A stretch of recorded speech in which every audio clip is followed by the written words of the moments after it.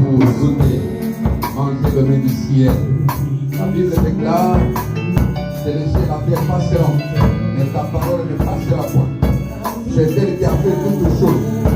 C'est elle qui a créé toutes choses. Car la Bible déclare, au commencement était la parole était avec Dieu, et la parole était Dieu. Toutes choses ont été faites par elle, et rien de ce qui existe n'existe sans elle. Seigneur, merci, parce que c'est cette parole qui nous réunit ce matin, éternel Dieu. C'est la parole c'est la semence de la grandeur, c'est la semence de la bénédiction, c'est la semence de la victoire, c'est la semence du salut. Nous te bénissons, nous te glorifions, cher Saint-Esprit.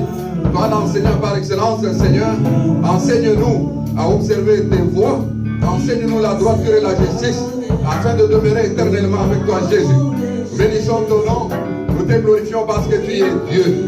Seigneur, merci. Oh, éternel Dieu, toi qui as commencé avec nous comme Alpha, tu chemines avec nous comme Emmanuel, Dieu parmi son peuple, et tu vas terminer avec nous comme Oméga. Que la gloire, la puissance et la magnificence reviennent à toi et à toi seul. Au nom de Jésus, nous disons Amen. Amen. Amen. Nous pouvons nous saluer les uns les autres, marcher s'il y a lieu. Et une façon aussi de se relaxer un peu après avoir loué le Seigneur, après l'avoir adoré. Je crois que nous avons transpiré. Ceux qui ont transpiré, c'est ceux qui ont suspect. Mon frère, que Dieu te bénisse. Père Jean-Marie, que Dieu te bénisse. Maman, ça ne m'a pas me ça ne m'a pas me Patrick, Dieu soit avec toi. Merci, trésor. Alléluia.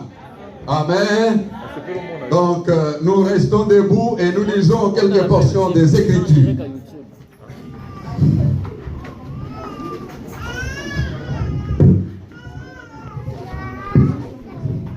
Nous prenons le tout premier verset que nous connaissons tous, que nous pouvons même réciter par cœur. Je pense que ça ne vaut même pas la peine de les lire. Mais nous prenons la deuxième lecture dans les Actes des Apôtres. Actes des Apôtres. Chapitre 12. Actes des Apôtres, chapitre 12. Et là,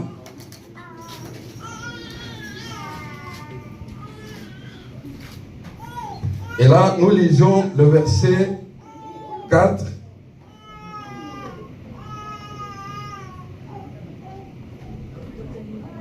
Jusqu'à 7. Pour le reste, on va commenter. Nous lisons l'Acte des Apôtres, chapitre 12, verset 4. Je lis au nom de Jésus. Amen. Après l'avoir saisi et jeté en prison, il est mis sous la garde de 4 escouades, de 4 soldats chacune, avec l'intention de les faire comparaître devant le peuple après la Pâque. Pierre donc était gardé dans la prison et l'Église ne cessait d'adresser pour lui des prières à Dieu. Voilà, l'Église ne cessait d'adresser pour lui des prières à Dieu. Ok, continue frère. La nuit qui précéda les jours où Hérode allait le faire comparaître, Pierre, lié de 2 chaînes, dormait entre 2 soldats et des sentinelles devant la porte gardaient la prison. Et voici un ange du Seigneur survint et une lumière brilla dans la prison. L'ange réveilla Pierre en le frappant au côté et en disant, « Lève-toi promptement. » Les chaînes tombèrent de ses mains. Amen. Nous pouvons nous asseoir. Il y a un passage qui m'a bien frappé quand l'évangéliste a lu. Il a dit, Pierre donc était gardé dans la prison et l'Église ne cessait d'adresser pour lui des prières à Dieu. Amen. Amen. Ce matin, bien-aimés dans le Seigneur, nous sommes dans le mois, le thème que nous avions choisi ce mois, c'est la prière.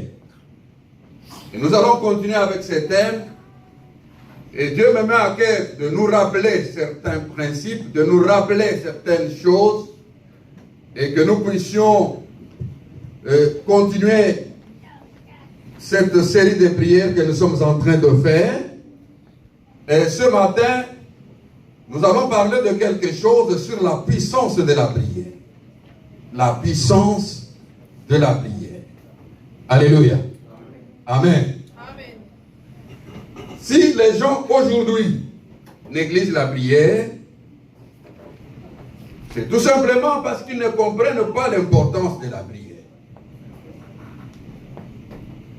Si les gens aujourd'hui sortent de leur maison pour aller au travail, même s'il pleut, et là je me souviens, l'enfant m'a appelé pour me dire, mais papa, il pleut. J'ai dit, il pleut. On demande, mais est-ce qu'il y a prière? Comme nous étions au Congo là. Hein? On demande, mais est-ce que vous allez prier? Il dit, mais si nous travaillons, pourquoi ne pas aussi aller prier quand il pleut? Alléluia. Donc, si les gens sortent de leur maison le matin, tôt le matin d'ailleurs, pour aller au travail, même quand il pleut, c'est tout simplement parce qu'ils savent, ils connaissent l'importance du travail. Ils se disent, si je ne travaille pas, comment je vais payer les billes?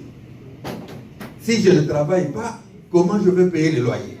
Si je ne travaille pas, comment je vais subvenir à mes besoins, aux besoins de la famille? Et là, tout le monde s'accroche. Tôt le matin, 3h30, il n'y a plus de sommeil. 4h, nous voilà debout. Nous partons, même sous une grande pluie. Parfois, on a des difficultés à conduire, mais nonobstant cela, nous y sommes. Nous répondons présents et ponctuels. C'est parce que nous connaissons l'importance de la chose. C'est parce que nous connaissons l'importance du travail.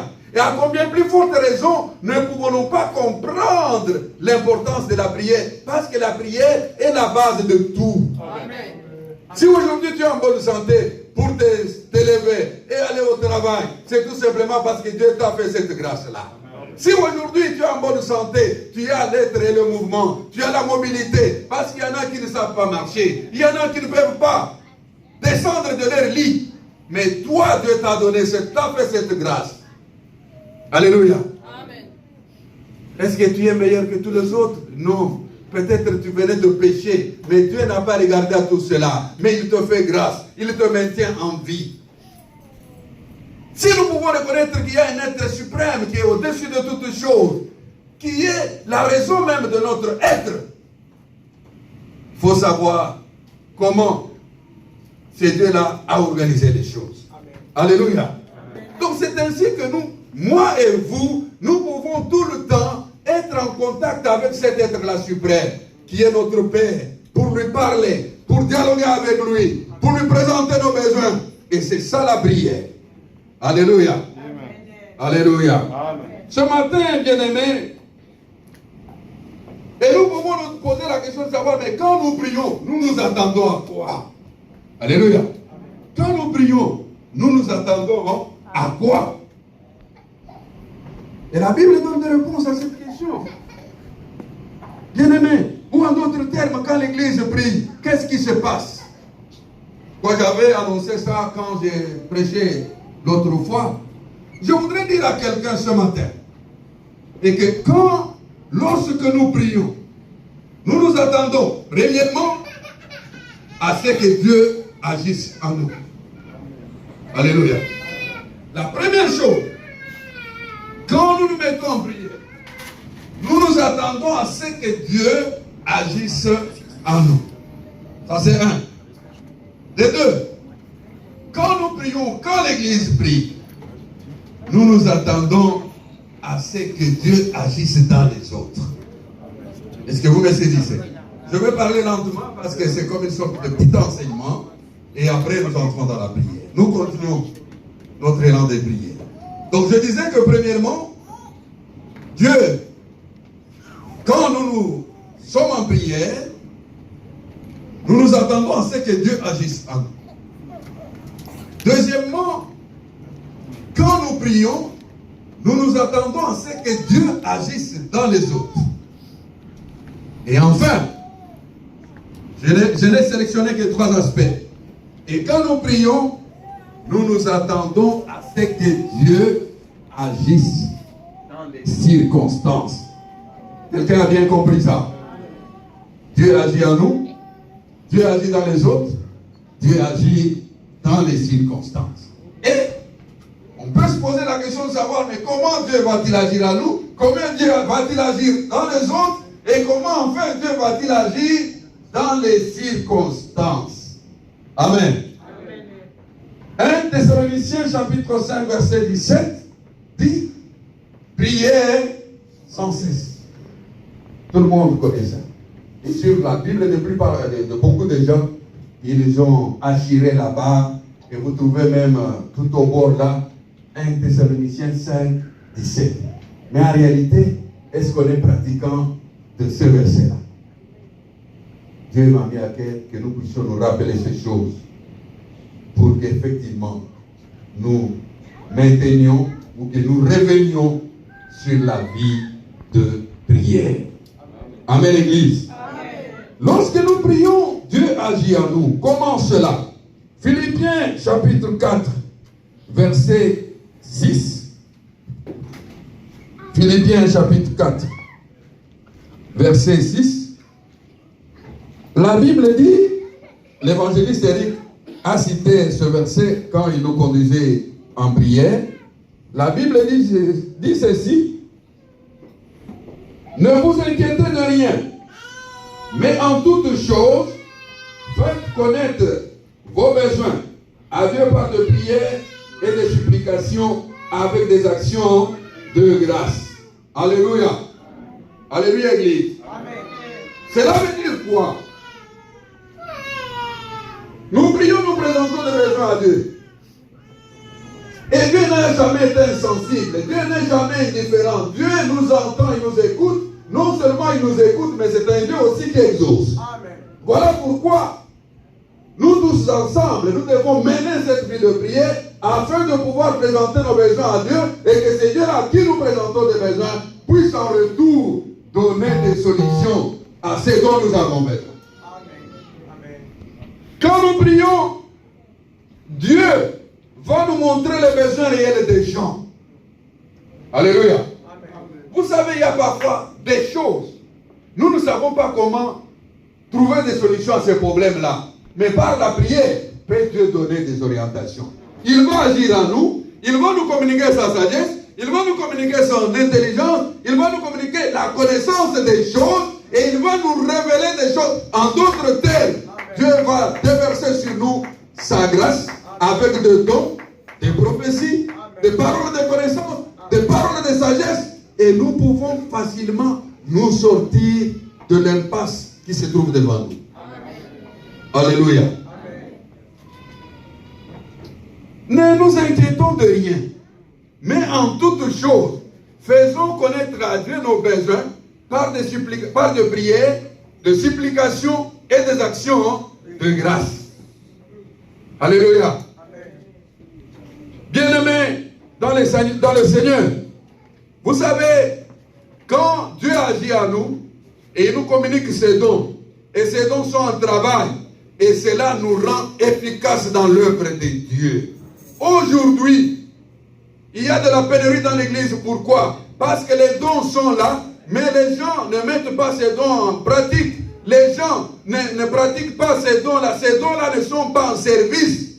Et c'est pourquoi je voudrais demander à un frère, demander à une sœur, réanime les dons que Dieu a mis en toi.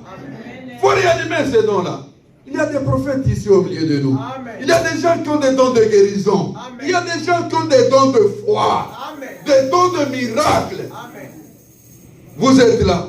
Vous êtes le choix de Dieu. Amen. Mais il y a une vie de prière. Et vous allez voir que vous réanimez par la prière les dons que Dieu a mis en vous. Amen. Alléluia, Église. Amen. Aujourd'hui, nous sommes dans l'église, nous sommes dans le champ de Dieu. Mais Dieu a besoin des ouvriers. Lui-même a dit, priez, demandez au maître de la moisson d'envoyer des ouvriers dans son champ. Amen. La moisson est grande, mais il y a peu d'ouvriers. Demandez au maître de la moisson. Vous allez demander au maître de la moisson par quel moyen? Par la prière. Alléluia. Par la prière. La prière soutient l'évangélisation. La prière soutient l'Église. Il y a une puissance quand l'Église prie. Dieu suscite des ouvriers. Dieu suscite des intercesseurs. Dieu suscite des diacres, des diaconesses. Dieu suscite des prophètes, des évangélistes. Dieu suscite des gens qui prennent le fardeau, la charge de l'œuvre. J'aimerais que tu sois parmi ces gens-là. Mon frère, j'aimerais que tu sois parmi ces gens, ma soeur. Parce que Jésus dit aux disciples, dans Jean chapitre 15, verset 16, ce n'est pas vous qui m'avez choisi, mais c'est moi qui vous ai choisi et je vous ai envoyé, afin que vous alliez, que vous portez du fruit et du fruit qui demeure. Amen. Alléluia. Amen. Nous ne sommes pas appelés à échouer. Ça c'est un. Dieu agit en nous, en déversant en nous sa grâce, en nous communiquant sa sagesse, en nous communiquant son intelligence, en nous faisant connaître les besoins réels de ces gens. Vous savez, il y a même des choses, on peut avoir un problème ici, mais parce que on n'est vraiment pas en prière. Mais quand on est vraiment en prière, Dieu peut nous révéler, vous savez, pour ce problème-là, faites ceci, faites cela, faites ainsi, allez de cette manière, pour aller parler à tête, et la solution est trouvée. Amen. Alléluia. Quelqu'un peut me chercher papier mouchoir, s'il vous plaît, protocole. On transpire ici. Je crois qu'il n'y a pas de... Amen. Deuxièmement, nous avons dit que quand nous prions, Dieu agit dans les autres. Et de quelle manière? Bien aimé. Vous savez, dans Actes chapitre 16, verset 30, les disciples ont dit aux geôliers, crois au Seigneur Jésus, tu seras sauvé, et toi et toute ta famille. Les gens prennent cette phrase-là comme ça, je crois seulement et puis toute ma famille aussi est sauvée. Non. Mais ta famille sera sauvée comment? C'est quand toi tu prends la charge de prier pour ta famille. Amen. Tu es déjà sauvé. Tu es venu au Seigneur, mais tu as besoin de présenter ce besoin-là à ton Dieu pour lui dire, Seigneur, moi je suis sauvé, mais j'ai des gens qui traînent dans la boue, j'ai des gens qui sont dans les ténèbres, laisse que tu les saisisses aussi. Ton Dieu est là, entend ta prière et il est le Dieu qui exauce. Amen. Amen. Maman, que mon Dieu te bénisse.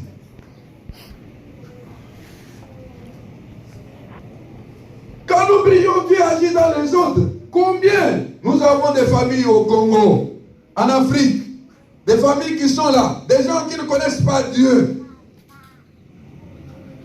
Des bandits sont là, dans votre propre famille. Et vous, vous êtes là, vous êtes sauvés. Vous n'avez pas cette charge. Vous croyez que vous êtes déjà arrivés, mais faites en sorte que les autres aussi arrivent. Alléluia. Est-ce que nous portons la charge de nos familles?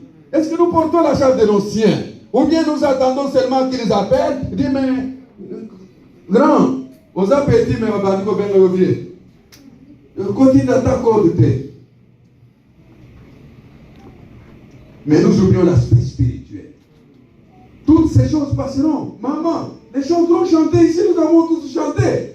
Je manque une maison, mais mon nom est inscrit là au ciel. Je manque. Dis pour moi, mon ami. Mais l'idéal, l'essentiel, c'est quoi? L'éternité avec Jésus. Voilà notre destination. Destination, ce ne sont pas les États-Unis. Destination, ce n'est pas l'Italie.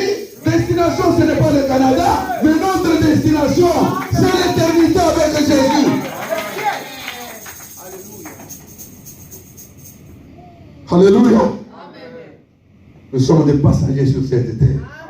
Quand vous regardez la durée de notre séjour sur cette terre par rapport à notre séjour éternel, frère, il y a de quoi aspirer aux choses célestes qui sont éternelles au lieu de nous affectionner aux choses terrestres qui sont éphémères. Cherchez à vous habiller, je ne sais pas, de n'importe comment. Cherchez à acheter, je ne sais pas quel genre de maison. Cherchez à acheter, je ne sais pas quoi. Tout Tout ça c'est bien parce que nous sommes une réalité terrestre, mais regardons la réalité céleste qui est l'éternité avec Jésus.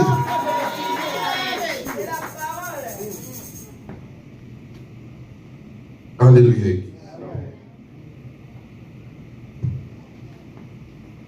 Vous savez, quand nous prions, Dieu agit dans les autres pour l'accomplissement de son plan. Lui a dit, crois au Seigneur Jésus, tu seras sauvé toi et toute ta famille.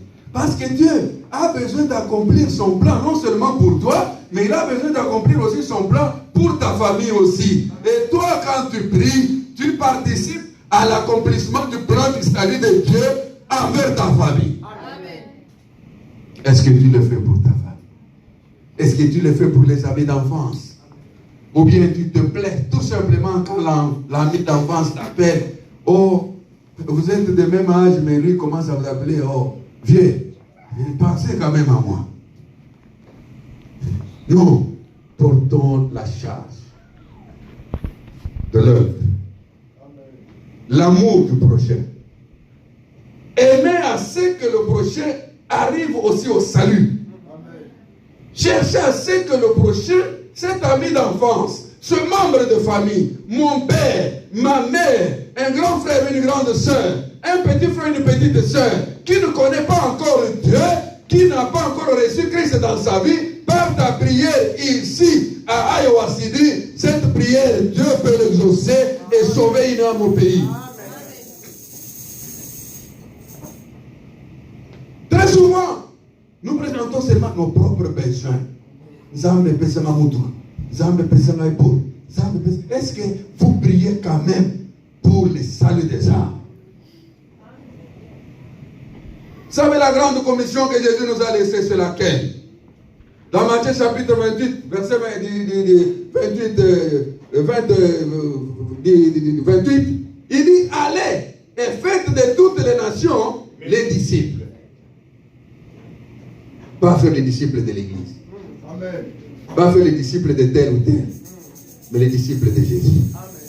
Mais ces gens-là, quand ils sont des disciples, ils doivent être dans l'église pour être affermis, être enseignés, pour qu'ils grandissent et qu'ils aillent de l'avant.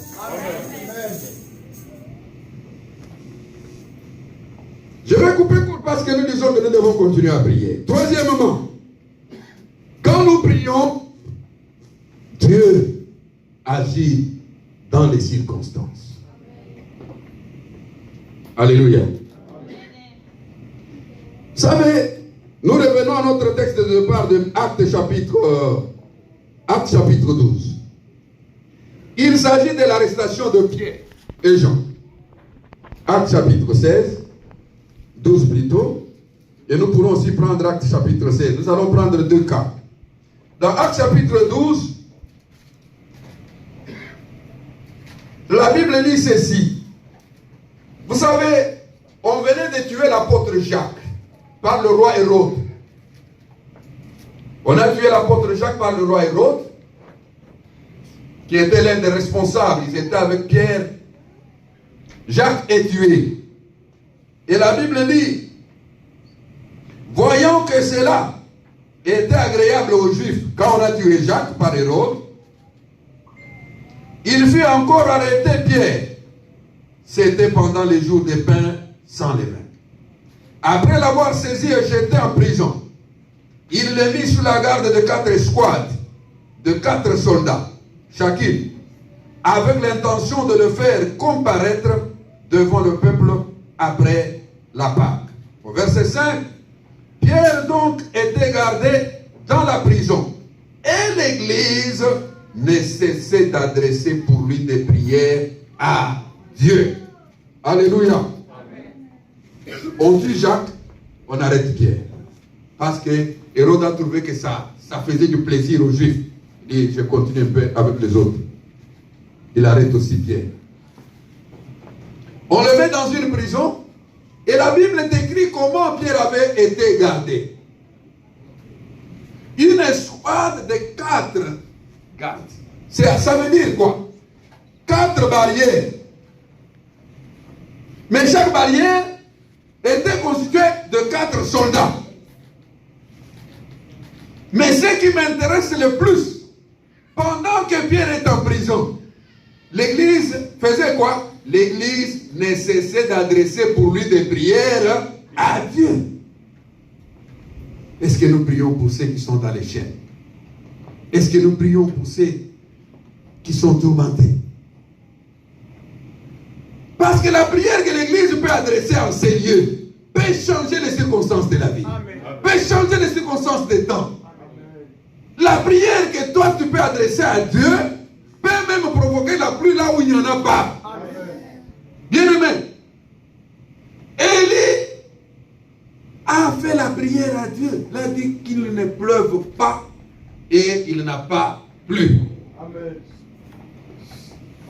C'était la prière qui a changé les circonstances, qui a changé même les temps.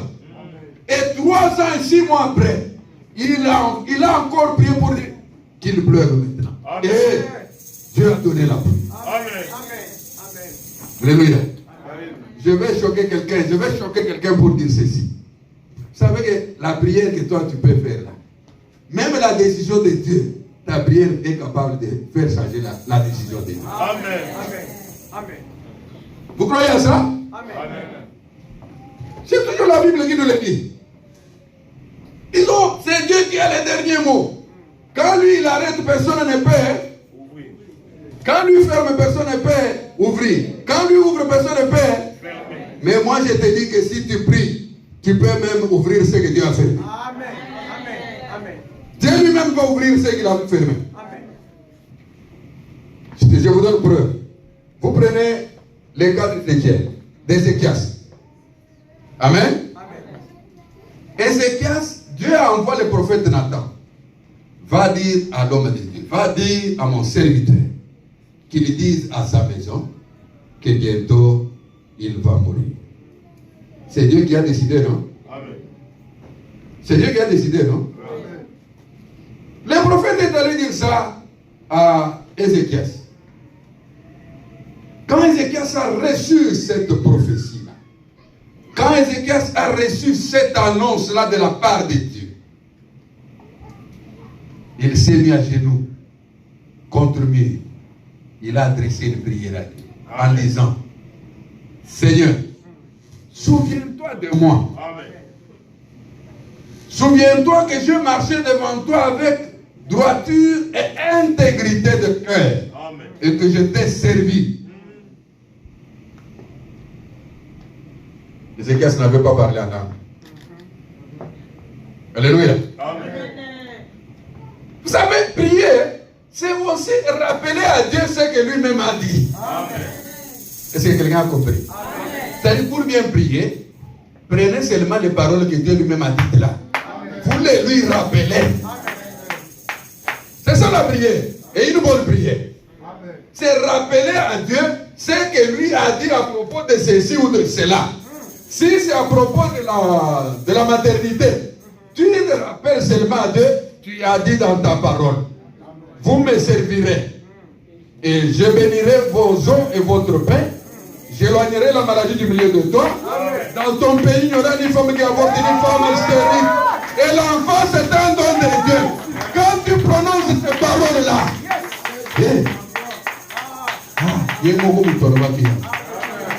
mais c'est moi-même qui ai dit ça. Et là, il va se précipiter pour agir dans les circonstances. Il va ouvrir la matrice. La matrice va enfanter. Alléluia. Amen. Donc, prier, c'est rappeler à Dieu ce que lui-même a dit.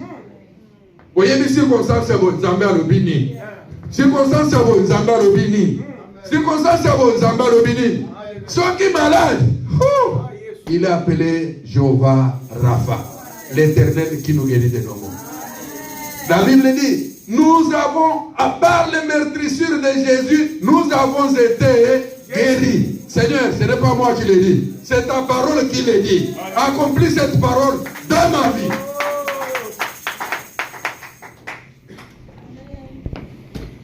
Alléluia. L'Église ne cessait d'adresser à Dieu de prières pour Pierre. Amen. Et la Bible dit quoi? Comme l'Église ne cessait de prier pour Pierre, La nuit qui précéda les jours où Hérode allait le faire comparaître, Pierre, lié de deux chaînes, dormait avec des soldats et des sentinelles devant la porte, et les sentinelles devant la porte gardaient la prison. Et voici un ange du Seigneur survint, et une lumière brilla dans la prison. L'ange réveilla Pierre et le frappa au côté, et en disant, lève-toi promptement. Les chaînes tombèrent de ses mains. Amen. La prière est une puissance qui libère. Amen. Alléluia. Amen. Pierre qui avait des chaînes. Mais par le fait que l'église priait, les circonstances ont été changées dans la prison. Les chaînes sont tombées. Et Pierre a été libéré. L'ange est apparu pour dire à Pierre, réveille-toi. Les chaînes sont tombées. Et il est sorti de la prison. Quand vous prenez Actes chapitre 16, ça c'est très intéressant encore. C'est le cas de Paul et Silas. Actes chapitre 16. Quand nous pouvons commencer par le verset 16. La Bible dit ceci. Frère, si vous pouvez lire rapidement. Il n'y a pas assez de lumière. À partir de 16, pour aller vite. Comme nous allions au lieu de prière, une servante qui avait un esprit de python et qui, en devinant, procurait un grand profit à ses maîtres, vers au-devant de nous, et se mit à nous suivre. Paul et nous, elle criait, ces hommes, c'est les serviteurs du Très-Haut, et ils vous annoncent la voie du salut. Elle fit cela pendant plusieurs jours. Pendant plusieurs jours. Paul, fatigué, se retourna et dit à l'esprit, je t'ordonne, au nom de Jésus-Christ, de sortir d'elle. Et il sortit à l'heure même. Amen. Continue, frère. Le maître de la servante, voyant disparaître l'espoir de leur gain, se saisirent de Paul et de Silas et les traînèrent sur la place publique devant le magistrat. Et les présentèrent au prêteur en disant, ces hommes troublent notre ville. Ce sont des Juifs qui annoncent des coutumes qu'il ne nous permet pas ni de recevoir ni de suivre à nous qui sommes romains. Allez au verset 26. 26. Tout à coup, il se fit un grand tremblement de terre. Alléluia. En sorte que... Non, commencez par 25, frère, plutôt. 25. Vers le milieu de la nuit, Oui. Paul et Silas priaient et chantaient les louanges de Dieu. Paul et Silas priaient et chantaient les louanges de Dieu. Et les prisonniers les attendaient. Les prisonniers les entendaient. Tout à coup, il se fit un grand tremblement de terre, en sorte que le fondement de la prison fut ébranlé. Au même instant, toutes les portes s'ouvrirent et les liens de tous les prisonniers furent rompus. Amen. Je vais expliquer la suite. C'est une histoire que nous connaissons. Alléluia. Amen. Pierre et Silas, Paul et Silas arrivent quelque part. Il y avait une maman possédée par un esprit de python. Mais personne ne pouvait le découvrir. C'est pourquoi j'ai dit, quand nous prions, Dieu déverse sur nous sa connaissance. Dieu déverse sur nous sa sagesse. Dieu va nous révéler les choses. Cette femme-là criait tous les jours. Vraiment, tu es ensemble.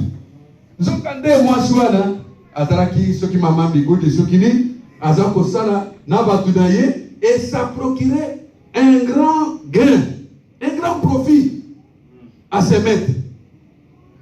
Maintenant, quand Paul et Silas sont arrivés, mais il a commencé à crier qu'effectivement ces hommes-là, ce sont des serviteurs du Seigneur. Pour embrouiller les choses, parce qu'ils louent ceux qui sont là, les hommes de Dieu. Mais la Bible dit, Paul, averti par le Saint-Esprit, par la grâce, la connaissance que Dieu lui a donnée, il a prié, il a chassé les démons qui agissaient dans cette femme-là. Sors de cette femme. Ça n'a pas plu à ses maîtres.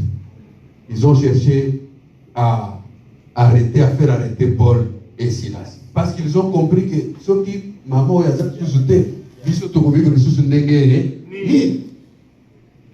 c'est pourquoi, frère, faites attention. Il ne faut pas chercher à appeler n'importe qui. Ton Dieu est là. En ces lieux. Il agit. Il est là pour te bénir. Il est là pour te délivrer. Il est là pour te donner ce dont tu as besoin. Ça se trouve tout autour de toi et en toi. Il faut tout simplement le reconnaître. On a arrêté Paul et Silas. On les a mis en prison. Mais je bénis le Seigneur. Ils ont lié les pieds, ils ont lié les mains, mais ils n'avaient pas lié la bouche. Voilà l'erreur qu'ils avaient commise. Alléluia. Vous savez, frère, quand tu peux bien parler, tu peux sortir une parole de ta bouche. Il faut savoir prier. Parce que tu as le temps de dire quelque chose à ton Père. Tu as le temps d'adresser des prières à ton Dieu. Il y en a, ils ne peuvent plus ouvrir la bouche. Il y en a, ils ne peuvent plus bouger. Paul et Silas étaient arrêtés, ils étaient mis en prison, les bras et les mains, les jambes étaient liés par des chaînes. Heureusement, ils avaient oublié de lier aussi la bouche. Heureusement. Mais la Bible dit, au milieu de la nuit, nous avons dit que Dieu, quand nous prions, Dieu agit dans les circonstances. Là où c'est dur, là où ce n'est pas possible, mais par ta prière, tout devient possible.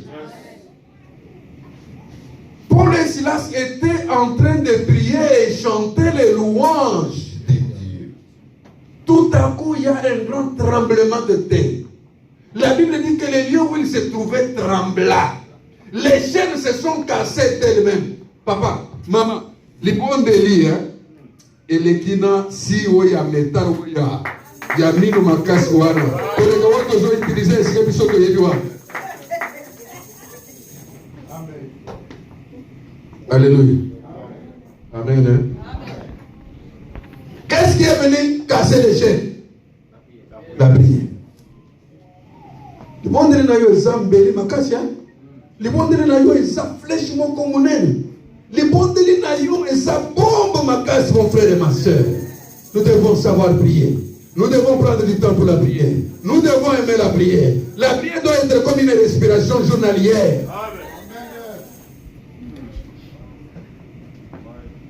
Frère, non, non.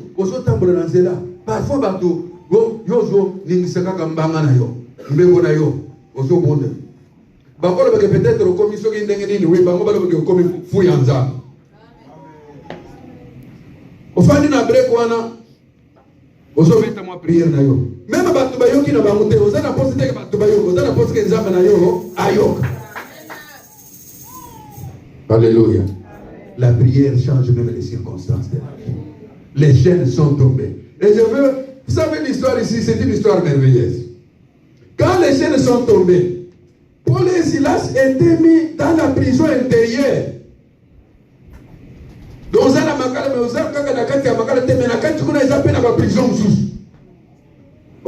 prison. Ils étaient là. La Bible dit, les chaînes sont tombées, les portes se sont ouvertes. Les géoliers sentinelles qui étaient là, entendent la boye. Il regarde et dit, il va se tuer. Non. Paul et Silas dit, non, nous sommes là. Et tous les autres prisonniers sont aussi là. Mais qu'est-ce qui se passe? Est-ce un songe ou une réalité? Frère, par ta prière, des choses peuvent être comme des songes alors que ce sont des réalités que Dieu a accomplies dans ta vie.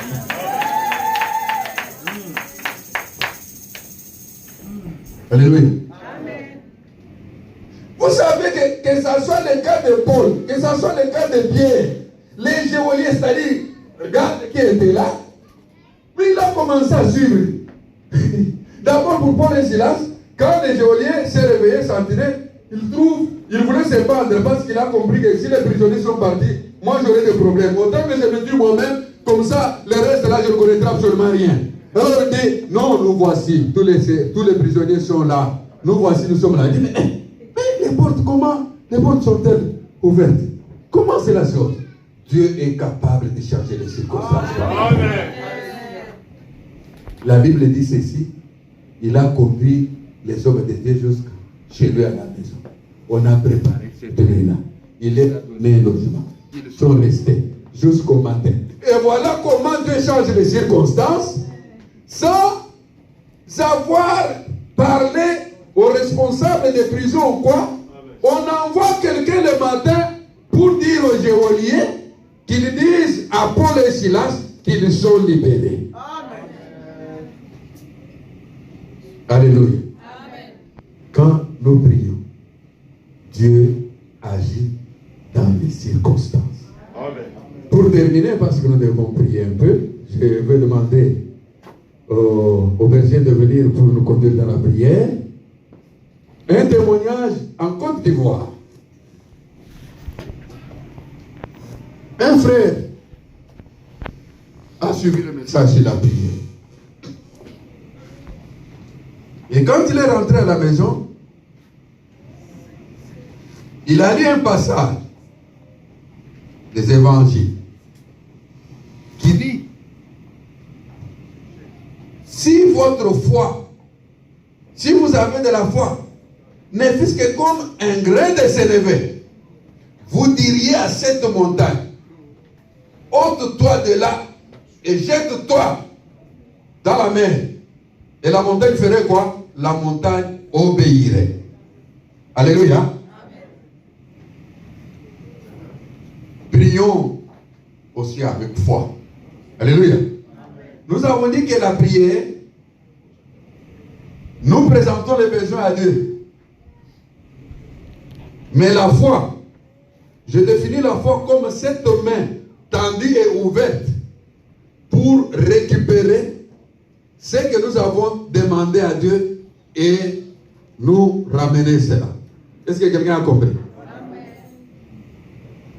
La prière, c'est le dialogue que nous avons avec notre Père pour lui parler, pour lui présenter des besoins.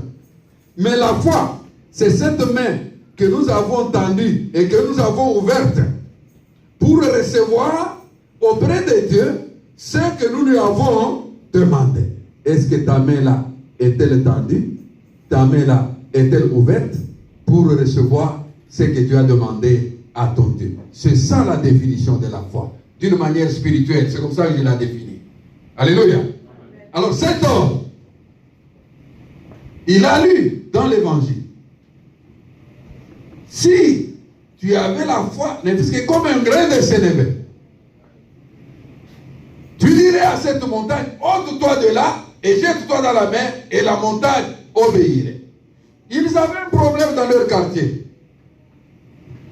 Pour quitter leur quartier, cette contrée-là, et aller dans une autre contrée, il y avait une grande montagne.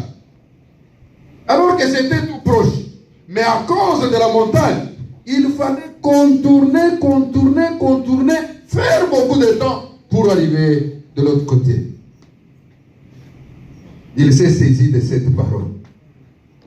Seigneur, tu as dit, moi j'ai la foi.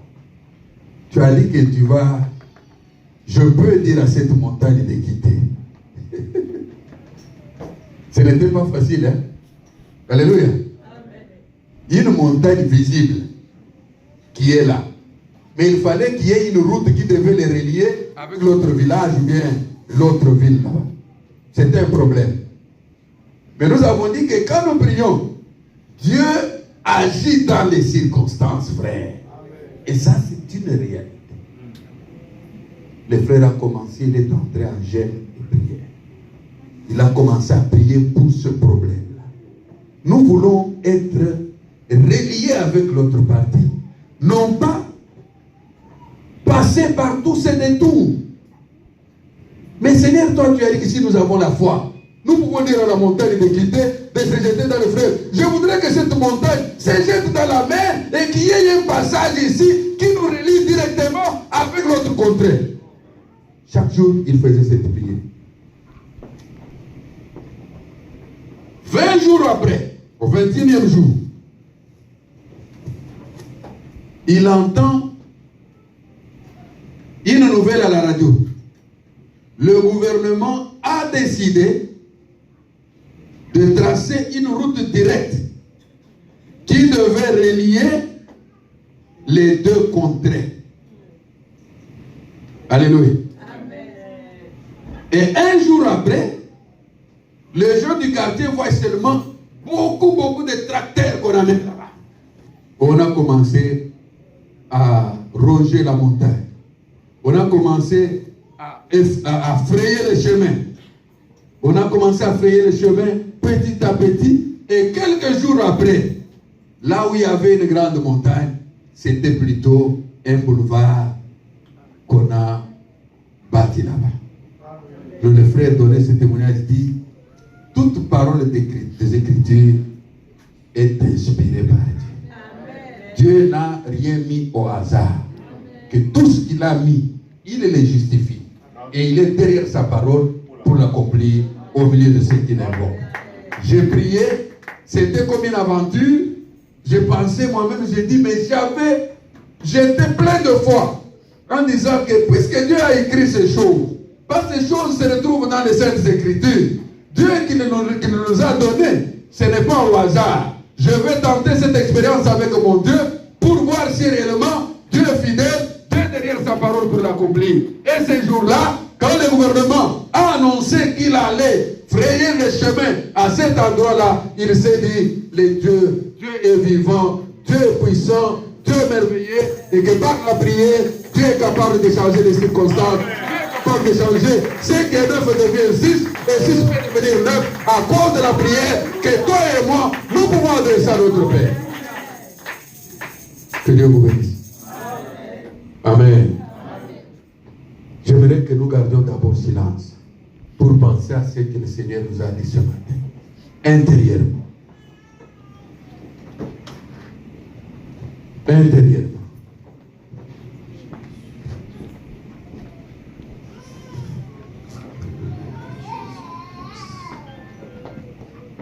Alléluia, Jésus.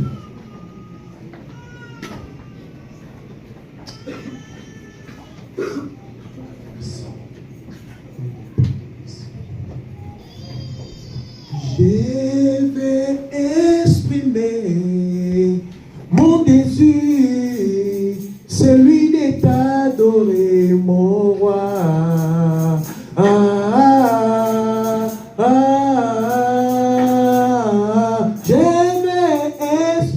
Je vais exprimer mon